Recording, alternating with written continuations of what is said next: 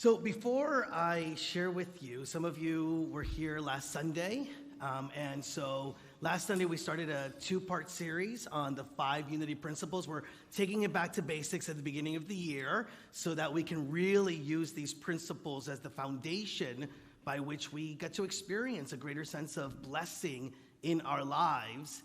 I want to share with you that you can go deeper within these principles. There is always something to uncover and discover in these principles. And so I'm going to invite you to join me starting tomorrow evening at 6:30. We are having our 5 principles class, and we're going to have 5 weeks with Reverend Anna and myself just going deeper into these teachings and the foundation of unity so that you can really start to experience a greater sense of blessings, a greater sense of heaven in your life. And so I really invite you to join us. It's not too late, although the early bird special, I was told by Jason, ends today. And who doesn't love an early bird special? Unless it's like the 4 o'clock one at Denny's and you're not hungry yet. But besides that, really invite you to go to our website, sign up for the class, and be a part of more of a community conversation about what these principles mean and how they can show up in our lives. Now, these principles, and one of the reasons why I feel so strongly about going back to basics and speaking of them is, one, I get to check where I'm at with them and how in integrity I am with them, and I want to be in integrity with them. Who I am wants to be in integrity with them because I've seen them at play. I've seen how they have really inspired a different way of living. So some of you who have been coming to Unity maybe for a short while or a long while have already experienced the power of these principles. We've been able to shift our consciousness. We've been able to shift the living from victimhood to the living of oneness. We've been able to shift from experiencing challenge after challenge to experiencing opportunity after opportunity. Now, I've often said to you, spirituality is not for the faint of heart, right? Like when we recognize that there are these laws and these principles that are at play and that we are one in God and that the creative power of God is within us, it's not only so that we can sort of sit back and just, experience the blessings and blessings. It takes a level of responsibility. It takes a level of ownership, right? Like to be able to embody these principles, it takes practice, and it takes not only a willingness, but as Shantae has been inviting us in the last couple of weeks, to say yes over and over and over again, because these principles only become real moment by moment in our lives. Now, I am that witness. If you need a witness, if you need somebody to testify that they work, and that, as many of you know, my life completely shifted around from one of lack and limitation to a life that is thriving, that a life that continues to, yes, experience some level of challenges and things that come up, but with a trust and a faith that even in those experiences, there is good. And in those experiences, I can learn and be more of who I have always been or come here to be. So, Unity on the Bay, unity and these principles change lives. Amen? All right, so let's talk a little bit more about it. So last week, we went into the first 2 unity principles, and although they're right at the top of your head, I'm not going to even ask you to speak them, but it is that God is absolute good, everywhere present. It is the good, the absolute good, that permeates the absolute realm of spirit, that we are able to tap into and that we are able to express out in the world. And that leads us to the second unity principle, which is that we ourselves are divine, that divinity is within us. And if you didn't believe, the talk last Sunday, or you didn't believe the unity principle, believe Deepak Chopra, because he was on this stage himself talking. I think his quote was that God is having a laugh being inside of us, right? And so there is this divinity that's within us. Now, when we all of a sudden realize that, when we all of a sudden recognize this truth, I think it begs the question, so what do we do with it? What do we do with that? And the truth is that we are always doing something with it. The question is, do we want to be conscious of it, or do we want to be people that just have life happen to us rather than us taking hold and embodying the power that allows us to have life happen through us? And I love one of my favorite quotes from Neil Donald Walsh, the author of Conversations with God, is, "A life lived of choice is a life of conscious action. A life lived of chance is a life of unconscious creation." Now, if you are somebody who is tired of the unconscious creations that you are living into, then maybe this is the time for you to take more ownership of the fact that we can be conscious creators, that the fact that we have this divinity within us gives us everything that we need to be living in the world from a place of consciousness, from a place of recognizing that love, light, peace, all of them already abide in us, and it's just waiting for us to sort of like open ourselves up and allow it to flow into our lives and into really humanity, uplifting not only our individual consciousness, but the human consciousness, the consciousness of all humanity, so that we can experience not only peace in our lives, but be able to experience peace in the world. Not only to experience love in my relationships, but to be able to have the world experience a greater sense of love and be that conduit for love. If you're like me, you look out into the world, and there's been some things that have come up even in this last couple of weeks that really ask us to question, how in integrity are we individually and collectively with this idea that God is love and that God's love can flow and will flow through us if we allow it. Now, one of New Thought ministers, her name was Reverend Johnny Coleman. She's very well known for saying something that I know is also very true for the 12 Steps program and is a saying in the 12 Steps program, but she just said, it's so simple. It works if you work it.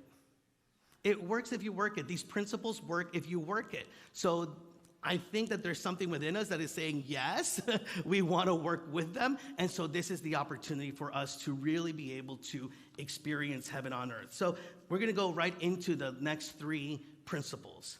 And the third principle sort of borrows from the idea that the divinity is within us. So if that is true, then it means that we have this power to create the same way that God is a creative power. And so the third unity principle says that human beings create their experiences by the activity of their thinking and feeling. Everything in the manifest realm has its beginning in thought. And so last week we talked about there being like relative truth and relative reality, the place of where we're sort of like playing around in, right, in our lives. But beyond that, or underneath that, there is the absolute realm of good.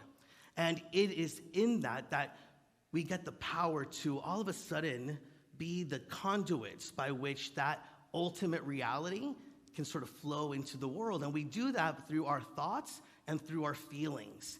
Now, this has been called the law of mind action. This has been experienced through the law of attraction. And so when we say that divinity is within us, we really just recognize that we have the power to create and that we have the power to be very conscious of our thoughts, our feelings, and our beliefs. Because all of those things have vibration to them. I mean, you've experienced it, right? When you are thinking negatively, when you are feeling like the world is trying to get you, don't you just feel like a density within you? Like you just feel dense, right? Like it just brings you even further down. And the other way to experience it is when we think of God, when we allow ourselves to take a breath, when we no longer are willing to think of ourselves as the victims, what does that happen to our vibrations? How do we feel within us? There becomes a little bit more lightness. And so this is the idea of the vibration and the field of potential that our vibrations can really call forth and use. And so we can be very conscious about the vibrations that we are living as.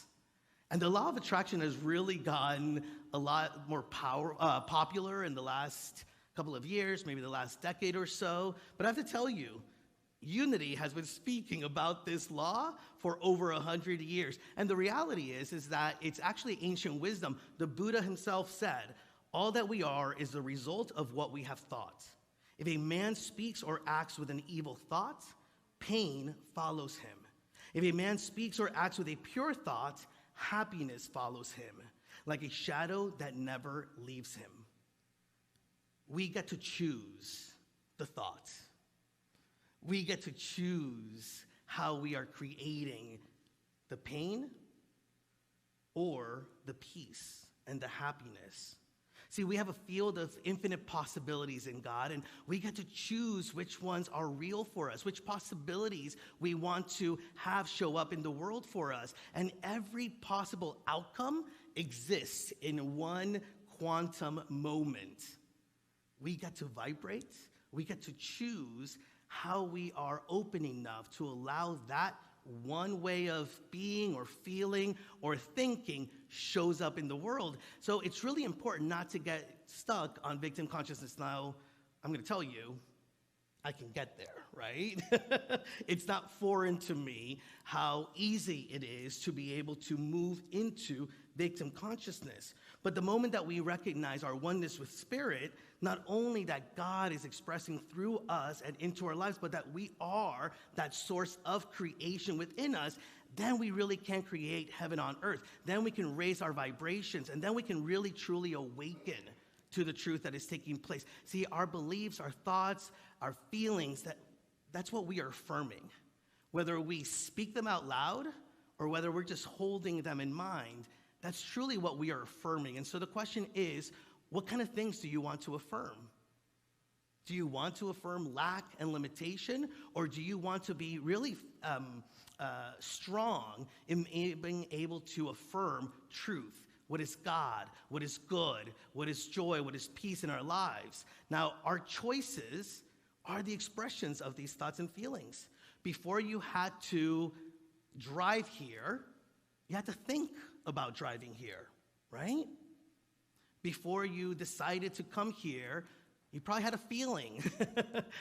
I'm going to get to Unity on the Bay. I want to feel that. And so our choices, if we really think about it, are the expressions of the thoughts and the feelings that we are holding. And the more that we get to be conscious of those that are the cause of our actions, the lighter our actions will be, the clearer the guidance will be towards our actions. And so a shift in our experiences can take place because we are just choosing differently. Now, in some ways, we get to choose the things that take place in our lives differently. So I get to choose which shoes I wear. There are some things that maybe it's not so clear how we have chosen to experience. And I'm not here to tell you that we have all chosen to experience some of the things that are going on in the world, right? Some of the challenges and difficulties. But what I do believe is that we can choose the kind of experience we have with the events of the world, right? Like with what took place in Memphis, right? With Tyre Nichols, which is just sad and awful and makes me hurt. I feel that, and it's hard to think about the way that we as a human family have been choosing to show up in that way.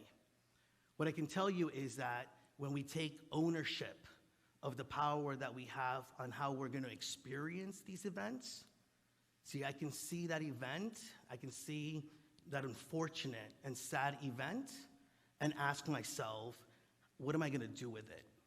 So that I am not a victim to it, but that I am part of the way in which all of humanity is lifted up.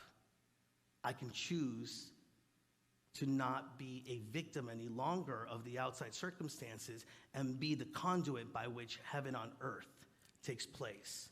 Love in a greater way, peace in a greater way. And I've been told that sometimes I can be too positive. It's one of my strengths, actually, in StrengthsFinders. But I've been really sitting with that in the last couple of weeks, actually, about the power of positivity. And we talk about it here at Unity, right? Like that we are a positive, practical, progressive movement.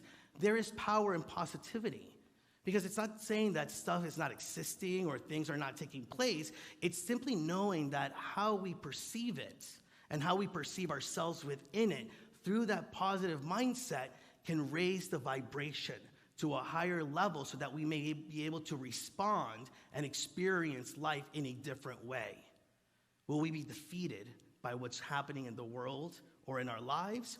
Or will we find the strength within to create something good from it, something different from it? Ellen Davenport says that we have been taught that we've got to play the hand that life deals us. We are only beginning to realize that we are, each of us, the dealer. Now, not everybody starts at the same field. We all came into this life in a different space, and we can all use the same laws to create something different. Now, principle 4 is prayer is creative thinking that heightens the connection with God mind and therefore brings forth wisdom, healing, prosperity, and everything good. See, to ground ourselves in truth, to anchor ourselves in this absolute good and this ultimate reality, we need some support, right? Like we need a little help here and there. You know, we need the hotline. Right? And so the hotline is that prayer, that meditation, that ability to take the moment, to step back, to breathe, and to center ourselves and remind ourselves of the truth. Because when we are living in this relative world and we are affected by what is taking place, there's a way for us to take a little bit of a respite and be reminded of truth and be reminded of the power that we have within us. Now, Connie Fillmore, who is the great-granddaughter of the Fillmores, our co-founders, and she's also the one that created, some of you may remember, we mentioned she created the 5 unity principles. She wrote them. She says this: an affirmation, which is a way of prayer, an affirmation does not make something true. It declares that which is true and opens the way for its manifestation. Get that? It's not that the affirmation makes something true. The affirmation simply reminds us of what is true and allows us to get out of the sense of judgment and lack and limitation and be able to allow that truth to then show up in this world of the senses. Now, you can have so many different types of prayers, and I'm not here to tell you one is better than the other. I'm here to tell you that in Unity, we really believe that affirmative prayer, the prayer that reminds us of truth, can bring us to center, can bring us into our own power. Which kind of reminds me, you thought maybe I didn't have a joke for you, but I'm actually putting it in the middle of the talk today. There were 3 preachers that sat discussing the best position for prayer while there was a telephone repairman in the office sort of like listening in, right? And so one of the ministers says, kneeling is the best way to pray. He claimed. So the other one says, no. I get the best results from my prayers when I stand with my hands reaching out, open. And the third minister says, no, you're both wrong. The most effective prayer position is lying on the floor face down. All of a sudden, the repairman looks over and says, you know what, guys? The best praying I've ever done was when I was hanging upside down from a telephone pole. All right. Anyways, it's not about I was going to say it's not about the position, but it is. It is about the position. What position are we taking when we are going into prayer? Are we already in that victim role, or are we in that position to be able to affirm and trust and have faith in truth? And even if you don't believe it fully, can you just be open enough to try it out and then affirm? And continue to affirm, and continue to affirm, and continue to be in that affirmative prayer, whether it is you on your own, whether it's asking our prayer chaplains after services, however it may be, but to continue to just simply be in that state of affirming that which is real, that which is true. Now, Myrtle Fillmore, one of my favorite quotes, said that prayer is really only preparatory measure. Prayer is really about centering ourselves, preparing ourselves to be able to take a step back, remind ourselves that we are connected with the oneness that is God and everything that God is. But she says, it must be followed by actions based on what we have prayed for. If you're praying for wisdom and you receive wisdom, did it really matter if you don't act from that wisdom? If you were, in simplest terms, if you were praying to figure out whether to go through door 1 or door 2, and you get the discernment that you should go through door 1, but then you decide not to go through any of them, was that prayer complete? Did you follow that prayer? Did that prayer shift anything within you? And so prayer really brings us, and the fourth unity principle really brings us to the fifth unity principle, which basically says that knowing and understanding the laws of life, also called truth, are not enough. A person must also live the truth that they know. I'm here to tell you that actually all of us are living the truth that we know. The question is, where is our truth coming from? Is it coming from the place of ego? Is it coming from the place of lack and limitation? Or is it coming from the place of God? Is it coming from the place of absolute good and love and peace and joy? And when we've had those moments of understanding, when we have touched the wisdom and the love and the light of God, what do we do with that? How do we allow that to anchor us? How do we allow that to be expressed in our lives? And it takes practice. It takes commitment.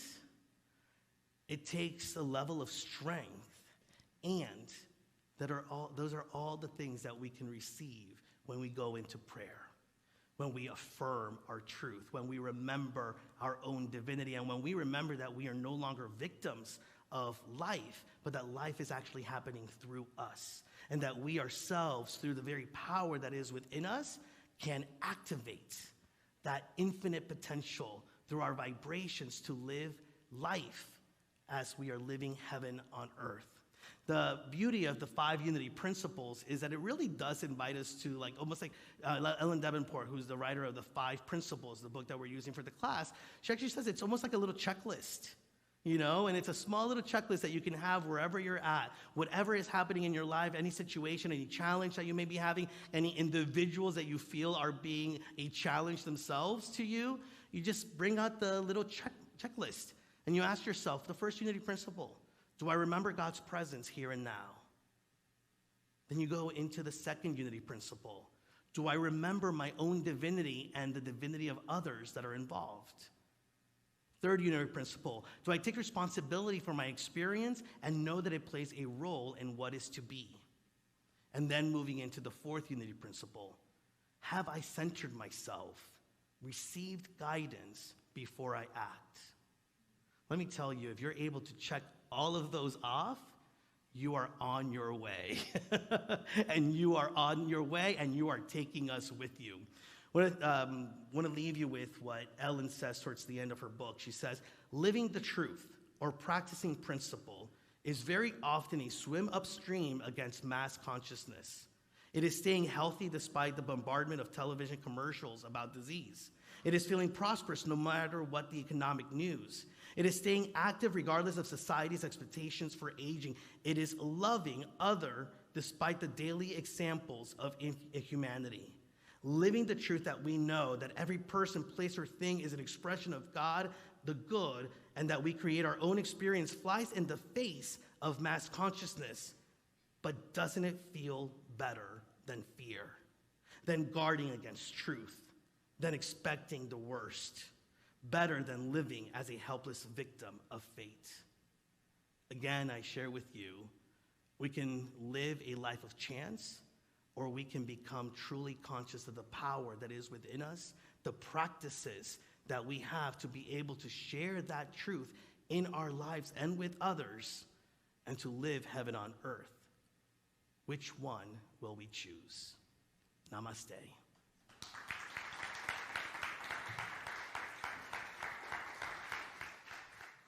Thank you for visiting our YouTube channel. We post new videos every week to keep you positive, present, and inspired to your divinity. So now please click on the subscribe button below and hit the notification bell. Remember to share this with your friends and family. We love you, we behold the Christ in you, and we see you doing great things.